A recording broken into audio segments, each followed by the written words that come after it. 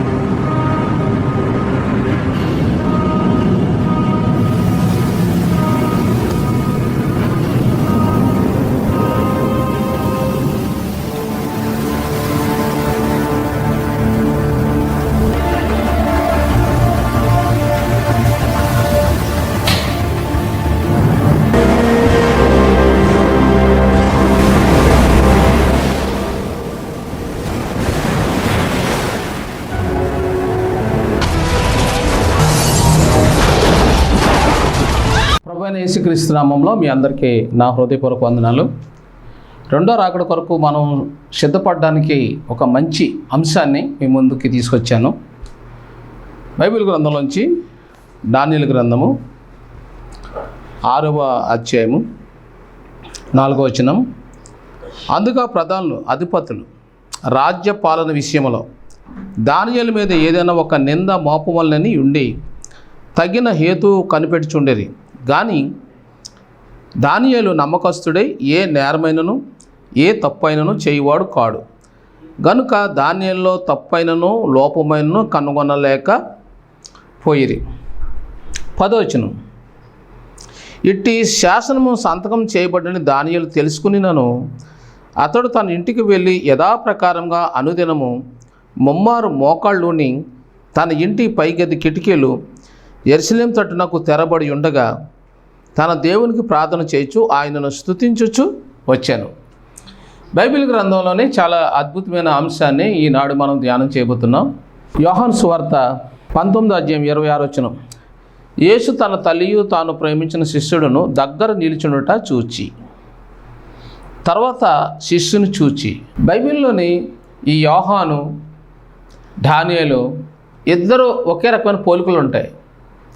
వీళ్ళిద్దరూ కూడా బాల్యం నుంచి నమ్మకస్తులుగా, పరిశుద్ధులుగా, దేవుని ప్రేమించేవారుగా మనకు కనపడుతుంది. వీళ్ళిద్దరిని మనం పక్కపక్కన పెడితే వాళ్ళ నడవడికి కానీ, వాళ్ళ క్రియలు కానీ, వాళ్ళ మోకాళ్ళ అనుభవం కానీ, వాళ్ళ ప్రేమ కానీ, వాళ్ళ కళ్ళు కానీ, వాళ్ళ తిండి కానీ, వాళ్ళ పడక కానీ మనం పరిశీలన చేస్తే ఇద్దరు కూడా ఒకేలాగా మనకి అనిపిస్తారు. అందుకనే దేవుడు పరలోక ప్రత్యక్షత పాత నిబంధనలో దానియేలుకి, కొత్త నిబంధనలో యోహానికి ఎందుకు తెలియచేశాడు, దీనికి గల కారణం ఏమిటి అనే విషయాలు మనం ఈరోజు ధ్యానం చేస్తున్నాం. దానియేలు నమ్మకస్తుడిగా ఉన్నాడు. మొట్టమొదటిసారిగా దేవుడు మనలను గమనించేది మన పాదాలని చూస్తూ ఉన్నాడు. యేసు ప్రభువును సిలువ వేసినప్పుడు సిలువ దగ్గర యోహాను కాళ్ళు నిలబడి ఉన్నాయి. 11 మంది శిష్యులు పారిపోయినా, అంటే ఒక వ్యక్తి చనిపోయాడు, 10 మంది పారిపోయినా స్త్రీల్లో ఏ ఒక్కరు పారిపోలేదు. స్త్రీలు అందరూ అక్కడే ఉన్నారు. మగ్దలేని మరియా, వేరొక మరియా, పూజా భార్య అని మరియా, ఇలా ఎంతమంది అయితే ఉన్నారో వాళ్ళందరూ సిలువ దగ్గర నిలబడ్డారు. శిష్యుల్లో 11 మందిలో ఒక్క యోహాను తప్ప. బైబిల్లో మనం గమనిస్తే యోహాను సువార్త 19:26లో యేసు తన తల్లియు తాను ప్రేమించిన శిష్యుడును దగ్గర నిలుచుండుట చూచి. ప్రభు యోహాను యొక్క పాదాలను గమనిస్తున్నాడు. చాలామంది ఈనాటి ఈ సంఘాల్లో చాలా ఆలస్యంగా మందిరానికి వెళ్తుంటారు. ఇది చాలా తప్పుడు అభిప్రాయం. ఏ సంఘంలో చూసినా 10 నిమిషాలు లేటుగా వెళ్ళే వాళ్ళు ఉంటారు చూసారా, వాళ్ళు సంవత్సరం అంతములో కూడా జీవగ్రంథంలో వాళ్ళు మందిరానికి రాలేనట్టే అని వ్రాయబడుతుంది. ఎందుకు రాలేనట్టు? ఎందుకనంటే వీరు ఎప్పుడు త్వరగా రారు. కాబట్టి దేవదూత మందిరంలో కూర్చొని ఎవరు ముందు వస్తున్నారని వారి యొక్క ఆచూకీ వాళ్ళ పాదాలు గమనిస్తూ ఉంటుంది. ఒక సంఘంలో విశ్వాసులు ఎందరైతే ఉన్నారో ఆ విశ్వాసుల్లో ఎవరు మొదట అడుగు పెట్టారో అనేది ప్రకటన గ్రంథం 11 అధ్యాయం 1వ వచనంలో ఉంది. ఆలయంలో పూజించే వారిని లెక్క పెట్టుము అనే అంశంలో ఎవరు ముందు వస్తున్నారో, ఎవరు ఆలస్యం వస్తారో చూడన్నప్పుడు ముందు వచ్చిన వాళ్ళు రెండో రాకళ్ళు ఎత్తబడే గుంపులో ఉంటారు. వీళ్ళు బుద్ధిగల కన్నికలుగా మార్చబడతారు. అయితే 10 నిమిషాలు లేటుగా వచ్చేవాళ్ళు, అరగంట లేటుగా వచ్చేవాళ్ళు, ఎండింగ్ దశలో వచ్చేవాళ్ళు వీళ్ళందరూ క్రైస్తవులేనా? కాదు, బుద్ధి లేని కన్నికల గుంపులో ఉన్నారు. మరి బుద్ధి లేని కన్నికలు ఏం చేయబడ్డారు? అక్రమం చేయవారులారా మీరెవరో నేను ఎరగనని వాళ్ళు ఏం చేయబడ్డారు? ఆ క్రైస్తవ్యాన్ని దేవుడు తృణీకరించాడు. ఈరోజు ప్రతి సంఘంలో ఉన్న ప్రతి విశ్వాసి నేర్చుకోవలసిన ఒక నగ్న సత్యం ఏమిటంటే, నువ్వు దేవుని సన్నిధిలో నిల్చున్నావా, లేక ఆయన శ్రమల్లో నిల్చున్నావా, ఆయన విశ్వాసంలో నిల్చున్నావా, నీ పరిశుద్ధతలో నిల్చున్నావా, వాక్యంలో నువ్వు నిల్చున్నావా, విశ్వాసంలో నిల్చున్నావా, సహవాసంలో నువ్వు నిల్చున్నావా అని దేవుడు పరిశుద్ధాత్ముడు ఈరోజు ప్రతి సంఘంలో ఉన్న ప్రతి విశ్వాసిని లెక్క అడుగుతూ ఉన్నాడు. నువ్వు అడుగులు వేసినప్పుడు మీ సేవకుడితో ఎందుకు అడుగులు వేయలేదు, ఎందుకు నీ సేవకుడితో నువ్వు నిలబడలేదు, ఒక ఉపవాసానికి ఆలస్యంగా వస్తావే, ఆదివారం ఆరాధనకి ఆలస్యంగా వస్తావే, సహవాసంలో ఆలస్యంగా ఉంటావే, కాబట్టి నేను నీకు ఇవ్వవలసిన రాయితీలు కట్ చేస్తున్నాను అంటున్నాడు. అంటే ఆయన నీకు న్యాయంగా రావాల్సిన ఆరోగ్యాన్ని, ఆశీర్వాదాన్ని, అభివృద్ధిని తీసేస్తున్నాను అంటున్నాడు. చూడండి ఇక్కడ ఎంత అద్భుతమో. నిలుచుండు చూసి మొట్టమొదట యోహాను గారు 19:26లో దగ్గర నిలుచుండుట చూశాడు. 27వ వచనం, తర్వాత శిష్యుని చూసారా, దగ్గర నిల్చుండడం చూశాడు, తర్వాత ఆ శిష్యునితో మాట్లాడడం మొదలుపెట్టాడు. దేవుడు నీతో మాట్లాడతా లేదు అన్నట్టు దాని అర్థం ఏంటంటే, నువ్వు దేవునికి దూరంగా ఉన్నావు, సమీపంగా లేవు. ఎవరైతే సమీపముగా ఉండరో, ఎవరైతే దూరంగా ఉంటారో వారు దేవుని దర్శనాన్ని, స్వరాన్ని, ఆశీర్వాదాన్ని, ఆరోగ్యాన్ని, అభివృద్ధిని కోల్పోతారు. దేవుడు స్వయంగా ఇచ్చే పరిశుద్ధాత్మ సిద్ధపాటును కోల్పోతారు. నువ్వు దేవుడిచ్చే సిద్ధపాటును నువ్వు ఆస్వాదించాలి, దేవుడిచ్చే కృపను నువ్వు అనుభవించాలి. నీ జీవితంలో దేవుడు చేసిన ప్రతి కార్యాన్ని నువ్వు చవి చూడాలి, ఇతరులకు పంచాలి, ఆ దిశలో నువ్వు ప్రయాణం చేయాలి. దాని అంతటికి మొదటి మార్గం ఏంటో తెలుసా? నువ్వు దేవుని సన్నిధికి త్వరగా, అంటే నియమించబడిన సమయానికంటే 10 నిమిషాల ముందు వచ్చి నువ్వు మోకరించగలిగితే, ప్రార్థించగలిగితే, ఈ నీ చేతులు దేవుడి పని చేయగలిగితే, ఈ నీ చేతులు బైబిల్ టచ్ చేయగలిగితే, ఈ నీ చేతులతో దేవుని పరిచయం చేయగలిగితే, దేవునికి ఇచ్చే విషయంలో ఈ చేతులు ముందు ఉండగలిగితే, నువ్వు దేవుని వాక్యాన్ని నీ కళ్ళతో చూడగలిగితే, దేవుని స్తుతించడంలో నీ పెదాలు ఏకీపించగలిగితే, త్వరగా దేవుని పని చేయడానికి చురుకుగా నీ కాళ్ళు ఏకీపించగలిగితే, ఖచ్చితంగా నీవు దేవుని మహిమను చూస్తావు, ఆధ్యాత్మిక అభివృద్ధిని ఖచ్చితంగా నువ్వు పొందుకోగలుగుతావు. ఇక్కడ యోహాను ఎలాగైతే దేవుని సన్నిధిలో 1 నిలబడ్డాడు, 2 దేవుణ్ణి చూసే అనుభవాన్ని అతను పొందుకోగలిగాడు. ఇప్పుడు డైరెక్ట్ యేసుక్రీస్తు శిలువలో ఉండి యోహానుతో మాట్లాడుతున్నాడు. యేసుక్రీస్తు శిలువలో ఉన్నప్పుడు మరియం గారి కొడుకులతో మాట్లాడాలి, కానీ అక్కడ లేరు వాళ్ళు, లేదా మరియంతో మాట్లాడాలి. కానీ ఇక్కడ శిష్యుడైన యోహానుతో మాట్లాడే ముందు అక్కడ రాయబడిన వాక్యము, తాను ప్రేమించిన శిష్యుడు దగ్గర నిల్చుండుట చూచి, తర్వాత శిష్యుని చూచి. ఎన్నిసార్లు చూశాడు? 2 సార్లు చూశాడు. ఒకసారి దగ్గర ఉన్నాడు, రెండోసారి సమీపంలో ఉన్నాడు. అంటే దేవుని స్వరం వినే అంత దగ్గరలో ఉన్నాడు. అప్పుడు దేవుడు ఇదిగో నీ తల్లి అంటున్నాడు. ఈరోజు నా కుమార్తె, ఇదిగో నీ అభివృద్ధి, ఇదిగో నా ఆశీర్వాదము, ఇదిగో నీకు స్వస్థపరుస్తున్నాను, అనేకుల దగ్గరికి వెళ్ళి ప్రార్థన చేయి, నేను స్వస్థపరుస్తాను, నీ ద్వారాగా నేను ఘనమైన కార్యాలు చేస్తానని ప్రభువు చెప్పాలని ఆశపడుతూ ఉన్నాడు. నీ ద్వారాగా అనేకులు దీవించాలని, వేలాది మందిని క్రీస్తు వైపు నడిపించుకోవాలని దేవుడు నీ మీద ఆశలు పెంచుకొని, నువ్వు తల్లి గర్భంలో పిండముగా రూపించక ముందే ఆయన నిన్ను ప్రత్యేకించుకున్నాడు. ప్రభు నిన్ను ప్రత్యేకించుకున్న కుమార్తెవు నీవు, ప్రభు కొరకు వాడబడవలసిన కొడుకువు నువ్వు. కానీ నీ అభివృద్ధి ఎక్కడ పోతుందంటే మందిరంలో నిర్లక్ష్యం అంటే ఆలస్యం, అక్కడ పోతుంది నీ అభివృద్ధి.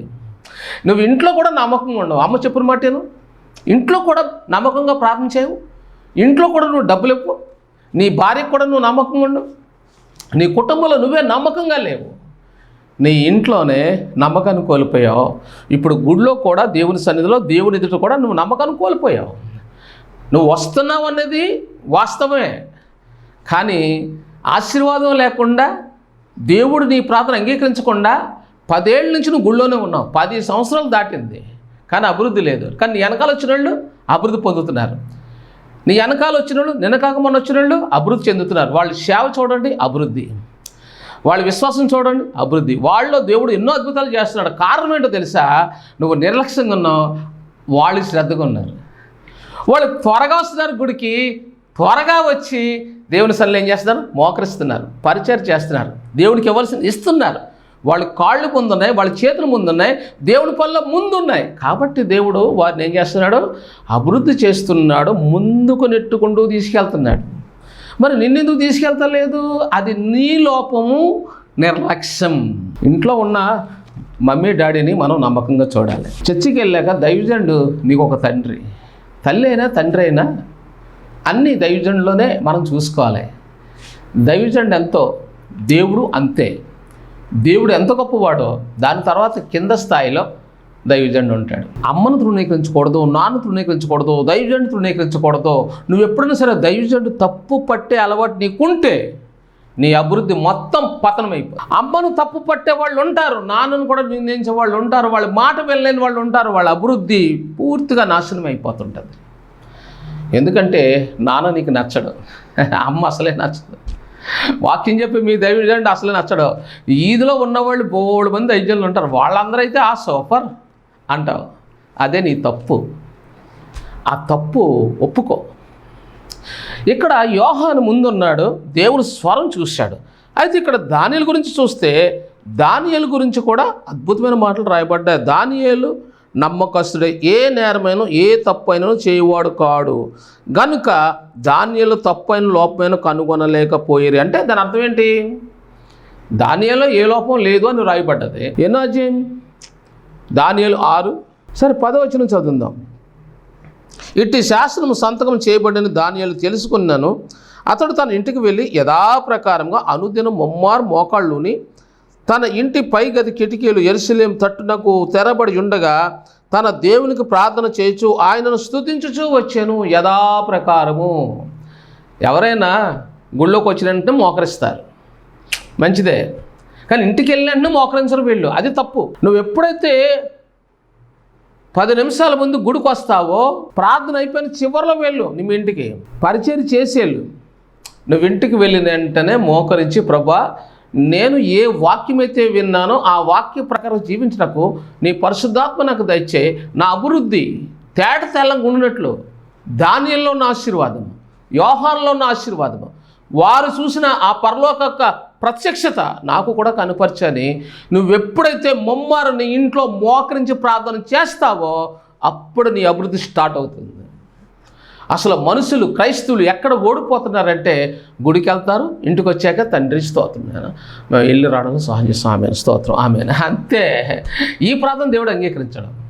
ఇక్కడ దానియేలుకి ప్రపంచ సంఘాలకు ఉన్న విభేదం తేడా ఏంటంటే అతను బయట ప్రార్థన పూర్వం ఉన్నాడు, కానీ దేవుని సన్నిధిలోకి వచ్చినప్పుడు దేవాలయం అంటే యెరూషలేము తట్టు కిటికీలు తెరిచాడు. యెరూషలేము తట్టు అంటే దేవుని మందిరం తట్టు. అతను మోకరించాడంటే యెరూషలేములో ఉన్న మందిరం దగ్గరికి వెళ్ళడానికి అతనికి అనుమతి లేదు. కాబట్టి ఆ మందిరం ఎక్కడే ఉన్నట్టు అతను భావిస్తూ ఉన్నాడు. మోకరించి ముమ్మారు ప్రార్థిస్తున్నాడు. అంటే ఉదయం ప్రార్థిస్తున్నాడు, మధ్యాహ్నం ప్రార్థిస్తున్నాడు, రాత్రి ప్రార్థిస్తున్నాడు. అంటే అతను ఎవరి దయ పొందాడు? రాజు దయ పొందాడు. మరి ఇంకెవరు దయ పొందాడు? రాజు అయిన క్రీస్తు దయ పొందాడు. ప్రజల్లో ఎవరు కూడా దానియేలు తప్పు పట్టుకోవడానికి అవకాశం లేకపోయింది. ఎందుకంటే అతని మనోభావాలన్నీ, అతని చూపు, అతని మాట, అతని వైఖరి, అతని క్రియ అంత స్పష్టంగా ఉంది, స్వచ్ఛముగా ఉంది, ఖచ్చితంగా ఉంది. అందుకనే మరణం కూడా అతని ముందు తలదించింది, మరణం కూడా ఓడిపోయింది. దానియేలు ముందు మరణమే మరణ శాసమే ఓడిపోయింది, తలదించింది. ఎందుకంటే మోకాళ్ళ ముందు అన్నీ ఓడిపోతాయి. మీకు తెలుసా, మోకాళ్ళు అనుభవం ఎవరైతే కలిగి ఉంటారో వారు ముందు మరణం కూడా తలదించుతుంది. మోకాళ్ళు ముమ్మారు కరెక్ట్గా నీ ఇంట్లో ఉంటే ప్రతిదినము ముమ్మారు మోకాళ్ళు వేసే అనుభవం. ఒకవేళ నీకు ఇల్లు లేదేమో, నువ్వు గుళ్ళో తాళాలు అడిగి దేవుని మందిరంలో ముమ్మారు మోకాళ్ళు ఇచ్చి చూడు. అసలు తెల్లవారుజామున 3-4 గంటలకు వెళ్ళి మోకరించి, ఆ తర్వాత మధ్యాహ్నం మందిరంలోకి వెళ్ళి మోకరించి 3 గంటలకు ప్రార్థన చేయి.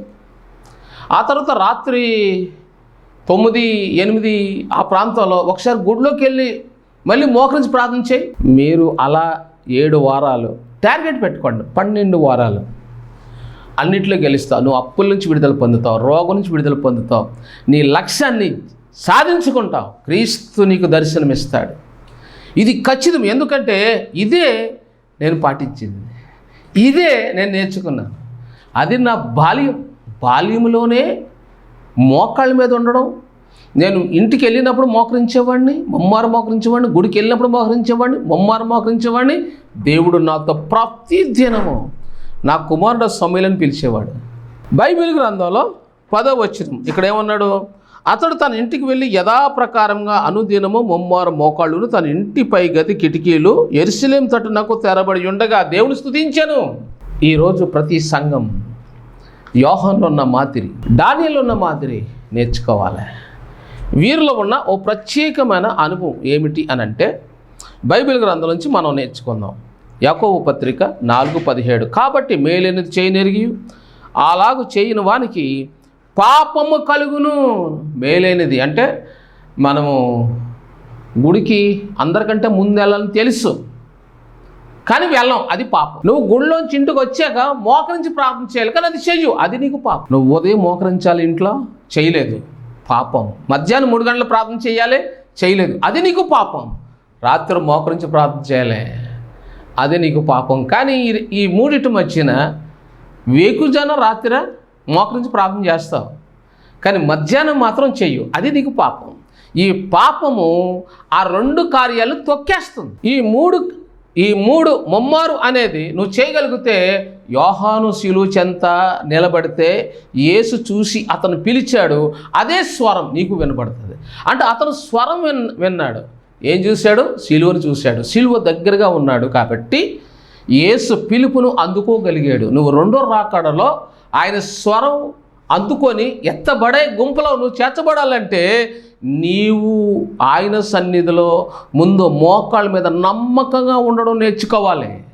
ముందు నువ్వు మోకాళ్ళ దగ్గరికి నమ్మకంగా వచ్చిన రోజు క్రీస్తు నిన్ను ఎత్తుకుంటూ వస్తాడు. క్రీస్తు నీ సమీపంలోనే ఉన్నాడు, నీ దగ్గరే ఉన్నాడు, కానీ నువ్వు ఆయనకు దూరంగా ఉన్నావు. నిన్ను దూరంగా తీసుకెళ్ళేది నీ కోపం, నీ తొందరపాటు, నీ అల్ప విశ్వాసం, నీ అవిధేయత. నువ్వు తొందరపడి మాట్లాడతావు, అదే నీ అవిధేయత. గుడికి నిర్లక్ష్యంగా వస్తావు, అదే నీ అవిధేయత, అది నీ పాపం. దేవుడికి ఇవ్వాల్సిందేవో, అది నీ పాపం. గుడికి 10 నిమిషాలు అరగంట లేటుగా వస్తావు, అది నీ దౌర్భాగ్యం, అది నీ పాపం. దేవుడి పని పట్ల నీకు అశ్రద్ధ, ప్రార్థన పట్ల అశ్రద్ధ, దేవుని కార్యాల పట్ల నీకు నిర్లక్ష్యం. ఆ నిర్లక్ష్యం నీ జీవితాన్ని ఏం చేస్తుంది? అప్పులు, కష్టాలు, రోగాలు. అవతల వాళ్ళు నీ మాట వినకుండా మార్చేస్తుంది, అవతల వాళ్ళని మార్చేస్తుంది. అది నీ అవిధేయత నువ్వు అనుకోవట్లేదు, వాళ్ళ అవిధేయత అనుకుంటున్నావు. కాదు, నీ లోపమే అవతల వాళ్ళు నీకు లోబడకుండా చేస్తుంది. నువ్వు దేవునికి లోబడి ఉంటే అన్నీ నీ కాళ్ళ దగ్గరికే దేవుడు సమకూరుస్తాడు. బైబిల్లో చాలా అద్భుతమైన మాటలు రాయబడ్డాయి. 2 కొరింథీ 4:17, రోమపత్రిక 4:17. అది 17, ఇది 17, అది 4, ఇది 4. 1 అని అంటే అర్థం ఏంటంటే అల్ప, 7 అంటే నీవు సంఘం, పెండ్లి కుమార్తె. 7వ సంఖ్యలో ఉంటే 12వ సంఖ్య తీసుకెళ్తాడు. అక్కడ ఏమన్నాడంటే, మేము అదృశ్యమైన వాటిని చూడక అదృశ్యమైన వాటిని నిదానించి చూస్తున్నాం. మేము దృశ్యమైనవి చూడక, దృశ్యం అంటే ఇప్పుడు కనిపించేవి చూడక, అదృశ్యమైనవి అంటే దేవుని ఏది ఆశిస్తున్నాడో, నేను ఎలా ఉండాలని దేవుడు కోరుకుంటున్నాడో దాని మీద నేను దృష్టిని సాధిస్తున్నాను అంటున్నాడు. మనుషుల వంక నేను చూడడం లేదు, మనుషులు నన్ను చూసి ఇష్టపడే విషయాల మీద నేను దూరంగా ఉన్నాను, దేవుడు ఇష్టపడే విషయాల్లో నేను దగ్గరగా ఉన్నాను అని పౌలు చెబుతూ రోమా 4:17లో లేని వాటిని ఉన్నట్టు పిలిచేవాడు అని ఇక్కడ ఈ వాక్యం చెప్తుంది. లేని వాటిని ఉన్నట్టు పిలిచేవాడు ఆయన మనందరికీ తండ్రి. అంటే నువ్వు ఊహించుకోవాలి, నా భార్య మారింది, నా కుటుంబం మారింది, నా బిడ్డ మారాడు, నువ్వు ఊహించుకోవాలి. ఉదాహరణగా మీ ఇంట్లో ఎవరో ప్రభు సన్నిధికి వెళ్ళారు, మీ ఇంట్లో లేరు, వాళ్ళు చూడాలని నీకు ఆశ ఉంటుంది. వాళ్ళు వచ్చారు, నేను చూస్తున్నాను, నేను మాట్లాడుతున్నాను, ప్రభు నా దగ్గర పంపాడు అని ఊహించుకోవాలి. అప్పుడు ఖచ్చితంగా ప్రభునందు నిద్రించిన వారిని దేవుడు నీ దగ్గర పంపిస్తాడు. అమ్మ కావచ్చు, కొడుకు కావచ్చు, మరి ఎవరైనా కావచ్చు. అదంతా లేని వాటిని ఉన్నట్టు నువ్వు ఊహించుకుంటే, నీకు అప్పు లేదు అనుకుంటే అప్పు ఉండదు, దేవుడు అద్భుతంగా సహాయం చేస్తాడు. నీకు వ్యాధి లేదని అనుకుంటే నీకు సంపూర్ణ ఆరోగ్యం యాడ్ చేయబడదు. అది విశ్వాసం. అది లేని వాటిని ఉన్నట్టు. నీకు మంచి భాగస్వామి కావాలి, నాకు మంచి భక్తిగల కుటుంబం నుంచి నేను వెళ్ళాను అని అనుకుంటే అలాంటి మంచి భాగస్వామి నీకు దొరుకుతుంది, వివాహం జరుగుతుంది. నాకు దేవుడు ఉద్యోగం ఇచ్చాడని నువ్వు అనుకుంటే దేవుడు తప్పకుండా నీకు ఉద్యోగం ఇస్తాడు. కానీ ఇవన్నీ పాటించాలి. దానియేలులో ఉన్న ప్రత్యేకత, యోహానులో ఉన్న ప్రత్యేకత నీలో కనబడినప్పుడు నీ కొరకు దేవుడు ద్వారం తెరుస్తాడు. అవి నీలో లేనంత వరకు నువ్వు దేవుని దగ్గర ఎలాంటి అభివృద్ధిని పొందలేవు. బైబిల్లో చాలా అద్భుతమైన మాటలు ఇక్కడ రాయబడ్డాయి. యోహాను సువార్త 1:17 కృపయు సత్యం యేసుక్రీస్తు ద్వారా కలిగాను. చూసారా ఎన్ని అధ్యాయం? 1:17. మొదట అనగా అల్పా, 7 అనగా నువ్వు అందరికంటే ముందు గుడికి వచ్చావు అనుకో, అందరికంటే ముందు ఇంట్లో నువ్వే లేచి మోకరించావు అనుకో, నీ వెనకాల అందరూ లేచి మోకరిస్తారు. అది 7వ సంఖ్య. 7 అనగా ఇంట్లో నువ్వు మొదట అందరికంటే ముందు మోకరించాలి, మధ్యాహ్నం 3 గంటలు మోకరించాలి, రాత్రి మోకరించాలి, నువ్వు గుడిలోకి వెళ్తే మోకరించాలి, ఇంటికి వస్తే మోకరించాలి, అక్కడ మోకరించాలి, ఇక్కడ మోకరించాలి. అది 7వ సంఖ్య. అప్పుడు నిన్ను దేవుడు ఎక్కడ తీసుకెళ్తాడు? 12 అనే సంపూర్ణ సంఖ్య తీసుకెళ్తాడు, అభివృద్ధి చేస్తాడు. ఈ సంఖ్యలో ఎవరున్నారు? దానియేలు ఉన్నాడు, యోహాను ఉన్నాడు. అప్పుడు నెంబర్ 3 అమ్మ సహోదరి నువ్వు ఉండాలని ప్రభు ఆశపడుతున్నాడు.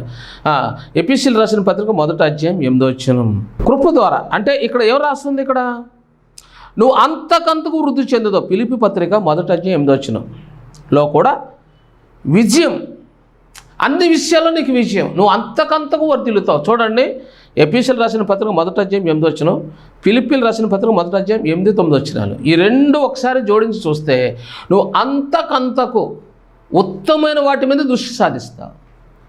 అంటే మోకరించే అనుభవం ఎవరికైతే ఉంటుందో దేవుని మీద పూర్తిగా డిపెండ్ అయిపోతారు. అప్పుడు దేవుని పరలోక ప్రత్యక్షత నీ మీదకి వచ్చి నిలబడుతుంది. కాబట్టి ఈ వాక్యం వింటున్న మీ జీవితాల్లో దేవుడు యొక్క ప్రత్యక్షత మీ మీదకి రావాలి అంటే ఇక్కడ చూడండి, దానియేలు మీద కుట్ర పన్నినోళ్ళు సింహాల పాలయ్యారు. మరణ శాసనం రాసిన వాళ్ళే మరణానికి వెళ్ళారు, కానీ మోకాళ్ళు గెలిచాయి. ఇక్కడ యోహాను గెలిచాడు, అలాగే దానియేలు గెలిచాడు. యోహాన్ని చంపాలని పద్మస్ దీవిలో పెట్టారు, కానీ యోహాను చచ్చిపోలేదు. అది కూడా సింహం పోనే పద్మస్ దీవి, కానీ మోకాళ్ళ అనుభవం ఉంది. శిలువలో యేసుని చూశాడు. ప్రకటన గ్రంథాన్ని రాయడానికి దేవుడు అతన్ని ఇబ్బందిని కొలుములో పెట్టి వాడుకున్నాడు. ఇబ్బంది అనే కొలిమిలో నీవు ఉన్నావా? కష్టాల్లో ఉన్నావా? అవమానంలో ఉన్నావా? ఆర్థికంగా ఇబ్బందులు ఉన్నావా? రోగాల్లో ఉన్నావా? భయపడకు, అందులో దేవుని ప్రాణాలు కొందని గుర్తించు. ఇప్పుడు దానియేలు కూడా నీతిమంతుడే, పాళీము నుంచి నీతిమంతుడిగా ఉన్నాడు. తిండి దగ్గర నమ్మకంగా ఉన్నాడు, ప్రార్థనలో నమ్మకంగా ఉన్నాడు, సహవాసంలో నమ్మకంగా ఉన్నాడు, దేవుని సన్నిధిలో నమ్మకంగా ఉన్నాడు, ఇంట్లో నమ్మకంగా ఉన్నాడు. దానియేలు కుటుంబం గురించి బైబిల్లో రాయబడలేదు, ఎందుకంటే దానియేలు ఒక్కడే నమ్మకంగా ఉన్నాడు. తన ఇంట్లో వాళ్ళు బహుశా నమ్మకంగా లేరేమో, ఉండొచ్చు ఉండకపోవచ్చు, వాళ్ళ గురించి రాయబడలేదు. కారణం ఏంటంటే దానియేలు ఒక్కడే నమ్మకంగా ఉన్నాడు. దానియేలు తన కుటుంబంలో మాదిరిగా ఉన్నాడు. చాలాసార్లు మనం చేసే పొరపాటు ఏంటంటే, నన్ను మా ఇంట్లో ఎవరు గమనించరు, నాతో ఎవరు ప్రార్థన చేయరు, నాతో ఎవరు కలిసి రారు, నన్ను నిందిస్తారు, ద్వేషిస్తారు అనేవాళ్ళు చాలామంది ఉన్నారు. ఇక్కడ దానియేలు అలాగ అనడం లేదు. దానియేలు ఎవరిని పట్టించుకోవట్లేదు. దానియేలుకు ఉన్న ఒకే ఒక అనుభవం, దేవుడితో సంబంధం కలిగి ఉన్నాడు. అందరి కోసం ప్రార్థన చేస్తున్నాడు. వాళ్ళు మారకపోనే, సనుక్కోవడం లేదు, కోప్పడడం లేదు, బాధపడడం లేదు. తన సాక్ష్యాన్ని బాల్యం మొదలుకొని 80 సంవత్సరాలు వచ్చేంత వరకు, అతను సింహం గుహలోకి వెళ్ళేటప్పుడు అతని వయసు 80 సంవత్సరాలని చరిత్ర చెప్తుంది. అప్పటి వరకు కూడా అతను నమ్మకంగా ఉన్నాడు. అతనిలో ఏ లోపము కనపడలేదు. 80 సంవత్సరాలు మోకాళ్ళ మీద ఉన్నాడంటే నమ్మకంగా, ముమ్మారు ప్రార్థన చేయడంలో 80 సంవత్సరాలు నమ్మకంగా ఉన్నాడు. అతని ఇంట్లో నమ్మకంగా ఉన్నాడు, ఉద్యోగులు నమ్మకంగా ఉన్నాడు, దేవుని కృప పొందాడు, రాజు దయ పొందాడు. సమాజంలో మరణం వచ్చింది, తన ముందు మరణం తలదించింది, ఓడిపోయింది. దేవదూత వచ్చింది, మరణాన్ని పక్కకు నెట్టింది. దేవదూత దానియేలుని సమాజంలో ఏం చేసింది? ఎత్తిపెట్టి చూపించింది. దానియేలు సాక్ష్యం గెలిచింది, దేవునికి మహిమ కలిగింది. శత్రు సమూహం, సైతాన్ రాజ్యం ఓడిపోయింది. అలాంటి కృప దేవుడు నీకు ఇవ్వాలని ఆశపడుతున్నాడు. ప్రార్థన చేయనా? పరిశుద్ధుడా నీ స్తోత్రం. మా సహోదరిని దీవించిన నీ వాక్యం విన్న బిడ్డలను దానియేలు లాంటి విజయం, యోహాను లాంటి విజయాన్ని ఇచ్చి ఈ బిడ్డలను బలపరచండి. మహిమగా అంతా మీరు పొందండి. యేసుక్రీస్తు నామంలో నీ రెండో రాకడ కొరకు వీరందరినీ సిద్ధపరచండి. యేసు నామంలో ప్రార్థిస్తున్నాను.